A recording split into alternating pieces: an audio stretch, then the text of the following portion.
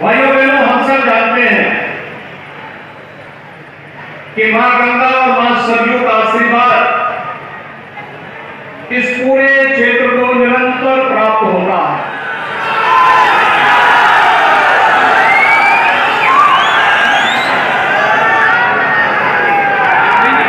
देश के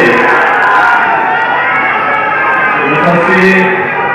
गृह और सहकारिता मंत्री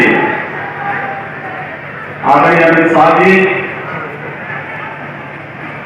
भारतीय जनता पार्टी के बिहार प्रदेश के अध्यक्ष माननीय डॉक्टर संजय जायसवाल जी, राष्ट्रीय उपाध्यक्ष माननीय श्री राधा मोहन सिंह जी, केंद्रीय मंत्री माननीय अश्विनी चौबे जी, माननीय श्री नित्यानंद राय जी, उत्तर प्रदेश सरकार में मेरे सहयोगी मंत्रीगण श्री दयाशंकर सिंह जी, श्री जेपीएस राठौर जी, श्री दानिश आजाद अंसारी जी,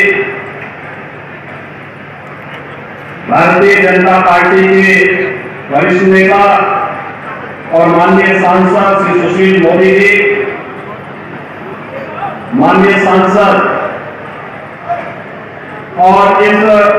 संस्थान के अध्यक्ष श्री वीरेंद्र सिंह मस्त जी, भारतीय जनता पार्टी के बिहार प्रदेश के सह प्रभारी माननीय सांसद शैलेश द्विवेदी जी,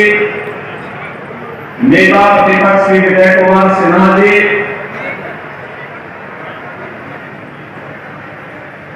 सकरार चौधरी जी,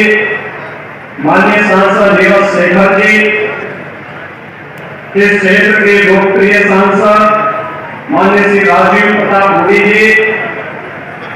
माननीय श्री जनार्दन सिंह जी, आज के इस कार्यक्रम में उपस्थित भारतीय जनता पार्टी के सभी माननीय जनप्रतिनिधिगण और उत्तर प्रदेश और बिहार से यहां पर भारी संख्या में उपस्थित सभी भाइयों बहनों, आज लोकनायक जयप्रकाश जी की पावन जयंती है। संपूर्ण क्रांति का नारा लेकर के भारत के लोकतंत्र को उनके नेतृत्व में बचाने के लिए जो कार्यक्रम प्रारंभ हुआ था, मैं इस महान स्वतंत्रता संग्राम सेनानी लोकनायक जयप्रकाश जी को उनकी पावन जयंती के अवसर पर कोटि कोटि नमन करते हुए विनम्र श्रद्धांजलि अर्पित करता हूं। ये हम सबका सौभाग्य है कि आज लोकनायक जयप्रकाश जी की पावन जयंती के अवसर पर उनकी जन्मभूमि में बने स्मारक पर उनकी दिव्य और भव्य प्रतिमा का लोकार्पण अनावरण का कार्यक्रम भारत के यशस्वी गृह और सहकारिता मंत्री माननीय श्री अमित शाह जी ने अभी संपन्न किया है। मैं इस अवसर पर माननीय गृह मंत्री जी का उत्तर प्रदेश और बिहार की इस जनता जनार्दन की ओर से हृदय से स्वागत करता हूं, अभिनंदन करता हूं। भाइयों बहनों, हम सब जानते हैं कि मां गंगा और मां सरयू का आशीर्वाद इस पूरे क्षेत्र को निरंतर प्राप्त होता है। दुनिया की सबसे उर्वरा भूमि होने के साथ ही प्रतिवर्ष बाढ़ जैसी त्रासदियों का सामना करने के बावजूद जुझारूपन इस क्षेत्र की और इस भूमि में जुड़े लोगों के अंदर देखने को मिलता है। उसने यहाँ के लोगों के जज्बे को अलग ही बनाया है। और यही कारण है कि आजादी की लड़ाई में बढ़ चढ़ करके भाग लेना राष्ट्रपिता महात्मा गांधी के नेतृत्व में चले पूरे आंदोलन का पट पट पर सहयोग बिहार के अंदर प्राप्त होता रहा। लेकिन स्वतंत्र भारत में भारत की व्यवस्था का संचालन कैसे होना चाहिए, गांव के लिए, गरीब के लिए, किसान के लिए, नौजवान के लिए, महिलाओं के लिए क्या कुछ योजनाएं बननी चाहिए। भले ही उस समय की सरकार ने कुछ कार्य किया हो और योजना बनाने में विफल नहीं हो, लेकिन सरकार से बाहर रह करके जिन महापुरुषों ने इन पर स्वस्थ चिंतन को आगे बढ़ाया था,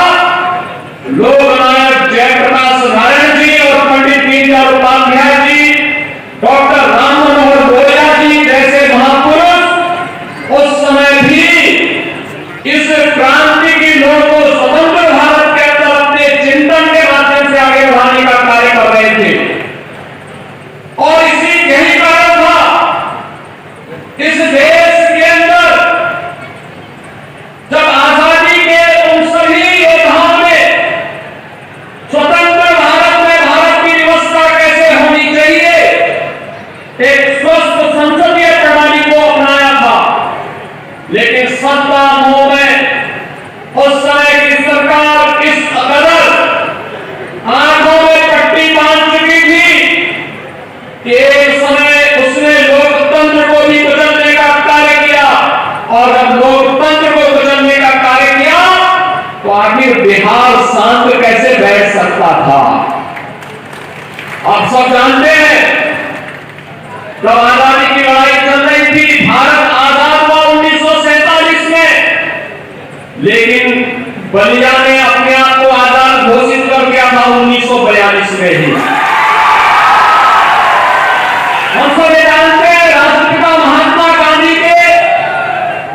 चंपारण आंदोलन को गति दी थी यही बिहार की धरती ने।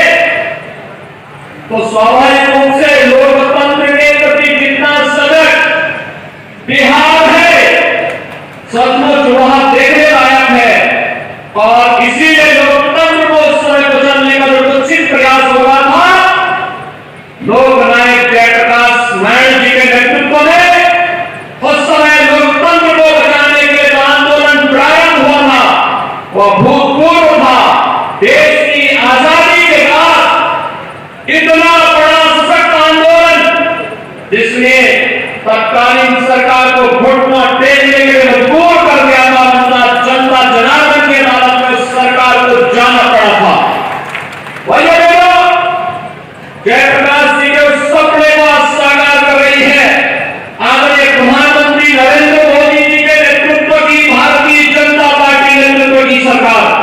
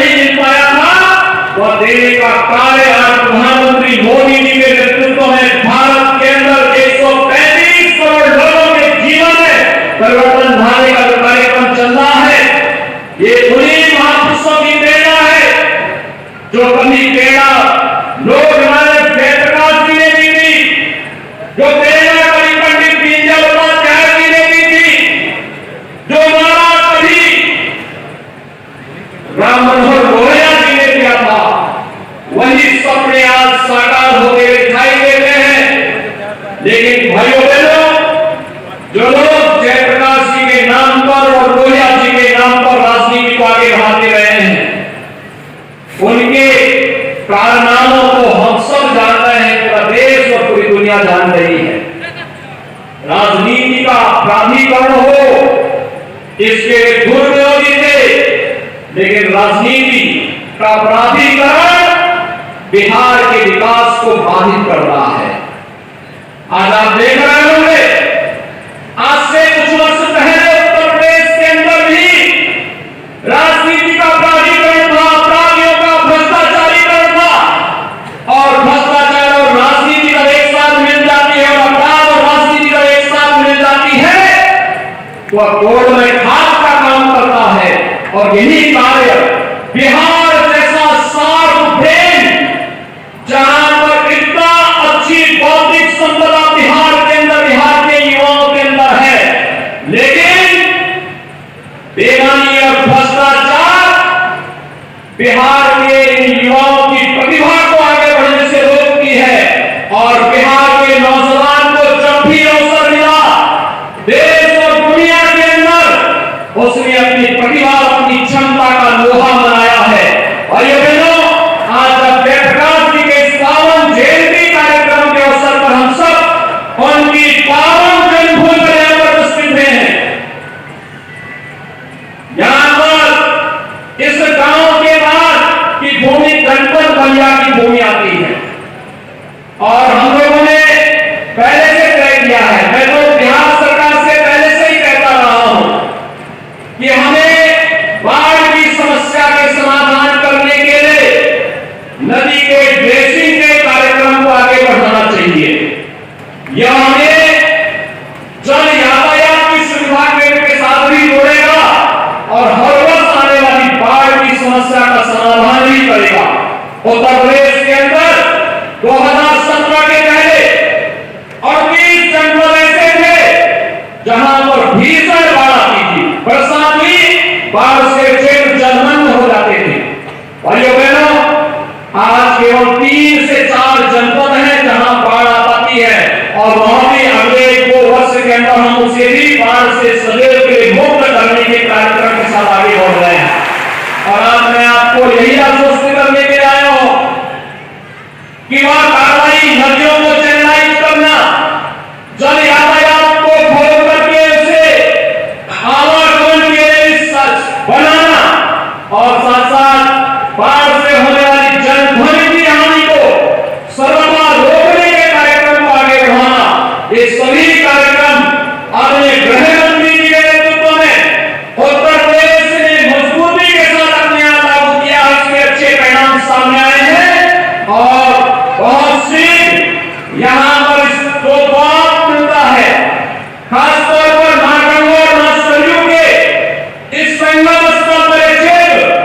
हर वर्ष बाढ़ की त्रासदी को झेलने के लिए मजबूर होना है, उसको भी उत्तर